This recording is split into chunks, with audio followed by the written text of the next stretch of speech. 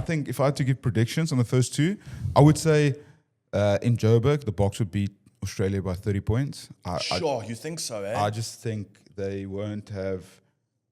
Altitude plays a massive role. Like, That's a very good point you make. Even guys who've been living in altitude for their whole lives still struggle with altitude. Yeah. It is a thing. It is a thing. It is a big thing. Yeah. Luckily, our studio is in Cape Town, and when we climb these 4 flights of stairs, it's at sea level. True. We are completely adjusted to altitude up here in the studio. Yeah, we're breathing thinner air up here. Yeah. But then the second test match in Cape Town, I think it's going to be tight. I think it's going to be a much closer game. I think it's going to be like 10 points, give or take. Okay.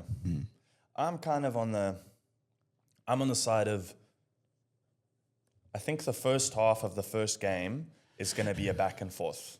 Yeah. I think it's going to be tight in the first half. Moving into the second half, like we've said, I don't think Australia have the depth, or as you said, the nuts, to maintain that level of output through that second half. And I think that's where you're going to see we kind of start running away with it. Yeah. But I'm also kind of thinking the same thing for the second game, to be honest. I don't see how 6 days later they would come with a different game plan that would be so drastic that it would determine a different output. No, it'll be based on energy. Like, I don't think the game plan could change. Okay. But the way you energize yourself and hype yourself up for the game might change. I mean, they might be close in the first game, and then Rassie comes in Monday and he goes, "What the fuck are you Oaks up to?" Yeah. And then goes listen here, if you don't pull your finger out of your arse, you're not going on a plane to New Zealand. Okay. And then the Oaks get fired up again. I think it might be something like that. I think there might be a lot of excitement around this first one, and the Boks somehow like bring a lot of energy in that second half, and they run away with it. And then Australia will probably turn around and say, like, "What the fuck, guys? Like, can't keep up with that, yeah, we need to keep up with that." So we tactically, all we're doing is we try and fuck up their forwards, and then somehow the game changes and it becomes tighter. So that's just like rugby mentality and like how you go from one week to the next. Like sometimes people write the Springboks off or they write the Stormers off, and they go like, "This team is like proper cuck. Like, can't believe they almost lost to Ospreys or something." Yeah. And then the following week they're playing Leinster at home, and then all of a sudden the energy levels are like through the roof. So it's sometimes just the way you prep in that week and the mentality you go into that Saturday. It's quite amazing how quickly guys can change that around. Yeah. From in a 7 day time period. I think it's going to make a massive impact as well. The tension between South Africa and Australia in rugby is incredible. I've never had the chance to watch it live before, so I'm very excited for it. But I think that fuels the guys a lot as well. Especially the Joburg one isn't Loftus. Where is it taking? No, it's Emirates Park. Emirates Park. I've never been to Emirates Park before, so I don't really understand the vibe. But it's going to be a Cape vibe. Town, dude. Cape Town's going to go off against Australia. Yeah. Like watching South Africa, New Zealand live in Cape Town last time was phenomenal. But there's obviously that level of respect that we as a country have for New Zealand, and rightly so. I mean, throughout history, I got raised by my dad going, "You respect New Zealand," and you're like, "Okay, cool." You know that, and they deserve to be there. With Australia, not that they're not a great rugby team, they are, and they've been phenomenal for a very long time. The last 5 years have been a bit shaky, according to the comments I read, but I think the vibe's different. I think the vibe is like, don't lose to Australia. Yeah. It's Australia and England. Yeah, Not that we will lose this, but I'm saying hypothetically, if we were to lose to Australia in Cape Town live while I'm there, I'm not going to have a good week ahead of me. No, all your hope and dreams are destroyed within 80 minutes. Yes, so, and then I have to stay off the internet because you're not gonna stop hearing about how Australia beat South Africa.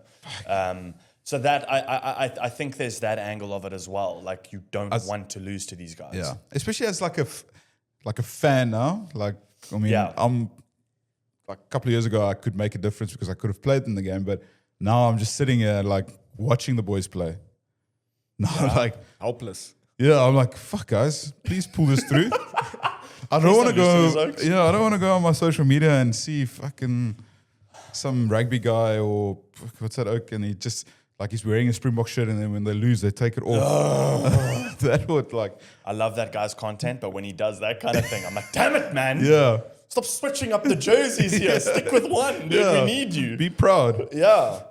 But yeah, I'm very excited for it. How are you, if we go even further ahead, I like the conversation topic of this, so I'll bring it up, but South Africa, New Zealand, how are you feeling about that matchup with the state of New Zealand right now? I'm pretty nervous, to be honest. There was a thing that came out about the Rugby World Ranking. I think New Zealand had crept up to quite close. So like one loss and they will be number one, and South Africa will be number two. I still don't understand that ranking. I'll be very honest with you, Curtie. Yeah, I mean, I've been in the game for 15 years. I still don't understand it either. I don't think anyone other than World Rugby headquarters understands those Yeah. rankings. Yeah, it's like apparently like there's a lot of things like the level of team you're playing against, the margin, the win margin. Okay. Not the fact that we are double. No, World Cup you winners. automatically, like, that's the nice thing. As soon as you win a World Cup, you automatically first. Okay. So it's not like you win it from 10th spot and then you stay at 10th. Like if you win the World Cup, you number one. I always thought that after the World Cup, the results of that World Cup going into now the next season, that's your rankings. But it doesn't work like that. It's just the winners become number one, Yeah, and the then the rest rankings still just stay the carry same. on as win losses. And Yeah, so so I don't would like think that. Reset it after the World Cup. Yeah. Let the results of the World Cup. I thought be that's the whole your point ranking. of a world ranking, to compete at the World Cup Yes, and but- determine the world ranking. But the world ranking is built so that how the pools and the different teams playing against each other in the pool stages gets developed from the world ranking. So the top 4 teams, all best team in their pool, divide.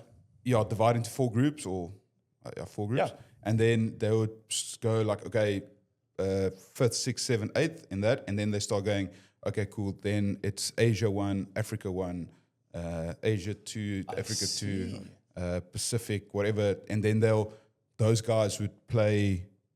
So top 8 automatically qualify, or top 10 automatic, and then they'll go like Namibia versus Zim, and then whichever team wins that World Cup qualifier, they get put into that slot. Yeah, Okay. yeah. So the top 8 teams are like the first 2 of each group. Yes. So that's why you always see at a World Cup that there's 2 big teams playing against each other at least once. Yeah, like we had New Zealand in 2019 and Ireland in Ireland in 2023. 2023. Yeah. Like even that, the world rankings, Ireland were number 1 for so long. And I was like, Without a trophy. and who are you playing? Like, and they stayed number 1, and that's what screwed my mind up with the rankings. I was like, how? Like, I get Ireland haven't lost in 2 years or whatever, but they haven't played. They've been playing England. They've been playing 6 Nations. I was like, that's okay, cool, great. Yeah. Where's your New Zealand games? Your Australia, South Africa, Argentina games? No, 100%. you've been playing Northern Hemisphere, and you still ranked number 1. Yeah. That doesn't make any sense, dude. So at number 1, South Africa Yeah. at 92.78. I don't know what points those are, Yeah, but that's the ranking. New Zealand, 92.06. Ireland, 89. France, England, Australia, Argentina, Scotland, Fiji, So Australia's Italy. 5th now, eh? Australia is 6th. 6th. Where's Argentina? 7. How Yeah. are they 7 when they beat New Zealand? They beat us. Yeah, Only once, but the rest of the games they lose. they lose, yeah. Oh, fair point. I thought they would be higher. But than again, Ireland look at right their now. competition.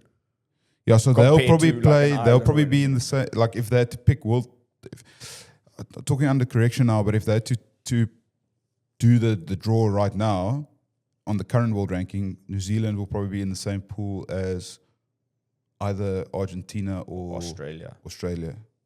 That's a nice matchup. Yeah, but like luckily like 2 teams go through from each pool, so you always expect like the top 2. But there's sometimes like a Japan that comes through and they're like shocked, like Ireland in 2019. Yeah.